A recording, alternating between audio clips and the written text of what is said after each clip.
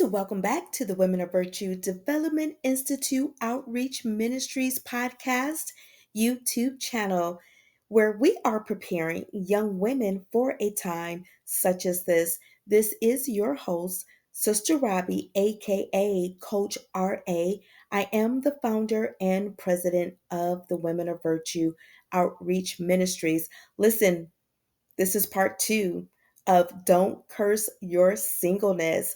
Last week, I was able to come on just for a very few minutes and to talk about singleness. But one of the things that I realized that I hit a lot of different bullet points, but I wanted to come back as a part two and hopefully as a part three, just to kind of dive into some of the things that make us unique as single women or men if they are listening. First and foremost, let's be real. Let's be very honest. We must acknowledge the struggle. I was thinking back to a couple of weeks ago or a few weeks ago, I was having issues with my car. And I remember crying out to a very good friend of mine. And I remember saying, if I had a significant other, I wouldn't be going through this. If I had someone to walk into the auto shop with me, they could advocate. They would be there to navigate some of those hard conversations that I was having with the technician about my car. Sometimes being single, we think that, or we feel as though we're being taken advantage of, or we're going through seasons where people do not take us serious, or people look upon single people and they feel as though that they can get away with certain things. And listen, I understand, being single, sometimes you feel like you're having to deal with a lot of personal situations alone. And trust me, I get it. I've been there. I know what it's like. And let me just share with you that you're not alone. You're not alone in this season. Sometimes we may have to rely on someone that could help us out in certain situations. We may have to ask a coworker, a male coworker, hey, are you able to help me out with this situation? Or call your brother or your pastor or someone that you feel that can help you. Do not do life alone. Being single, yes, we acknowledge the struggle, but let me assure you that you're not alone in some of these seasons. Even going through the car situation, I was blessed to be able to come in contact with someone that was able to help me. I didn't have to settle or lower my standards just to get the things done that I needed to have done. Listen, acknowledge the struggle. Sometimes it's hard, but guess what? I guarantee you, when you start to feel this way, it's okay. But what you do with it matters. I want you to know that what you do with it matters. Okay. When you're dealing with, seasons of loneliness or seasons of, being by yourself, I want you to understand that speaking life and guarding your words is very important. Your words equal seeds. And if you're speaking negative words, do you know that grow into negative expectations? Examples of negative thoughts sounds like this: I'll always be alone. Nothing ever works out for me. And I remember having, some of those thoughts when I was dealing with this situation with my car. And I remember crying out to my friend, like, why am I going through this? But God had to really deal with me in that season. He had to let me know, hey, be careful about your words and what you're speaking. And I had to really flip the narrative and say, okay, God, Whatever happens, happens. I have to be at peace in this situation.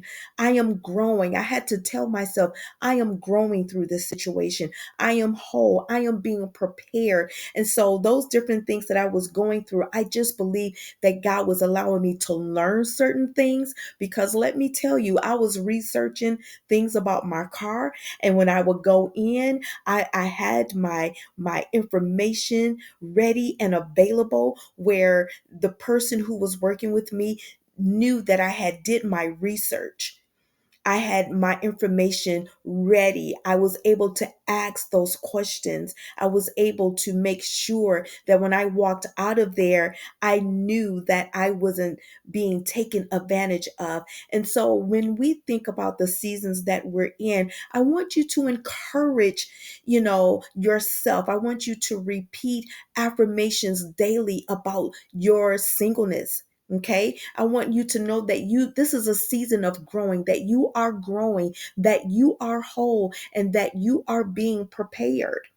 The other thing that I want to speak about is embracing growth in your quiet time.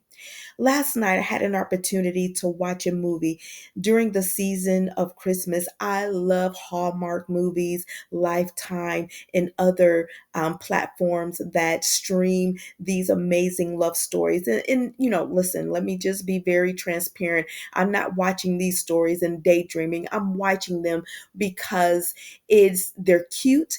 They have a lot of humor. And listen, they have some really good messages in those movies. And I remember watching this movie, which had a very, very strong message. This young lady had gone through a very bad breakup. And what she decided to do in that time of that painful breakup, she used it as an opportunity to define who she was. Instead, she was able to pour back into herself. She took classes, she took exercise classes, she began to write books, she began to journal, she began to remodel her house, she began to reinvent herself in her mind, in her body, and in her soul. She just wasn't ready for love, but she was ready for life. And that's exactly what your singleness season can be, your chance to fully invest in yourself, so that when the right person comes along, you meet them as a whole, thriving, confident version of you. And I want you to know that during this holiday season, it is so important to protect your peace. Holidays can trigger you. The family questions, the social media, old relationships, those phone calls, those text messages that comes out of nowhere. I want you to take this opportunity to implement some practical tips. Enjoy your movies, but I want you to mute and limit social media. Say no to draining conversations. Spend time doing what you love. Create your own holiday tradition. Your peace is your first priority. And remember this, reframe the season that you're in. Singleness is not a void, it's intentional. God is preparing you for the right match, not just the available one. Your season of waiting is actually a season of becoming. And I want you to repeat this. I will not curse my singleness. I will honor this season. I will grow in it, and I will trust God's timing. I want you to encourage yourself to write and to journal and to meditate on the lessons of being single. Until then, I wish you much love and much success. Stay encouraged. God bless. I will be back next week with part 3. God bless you.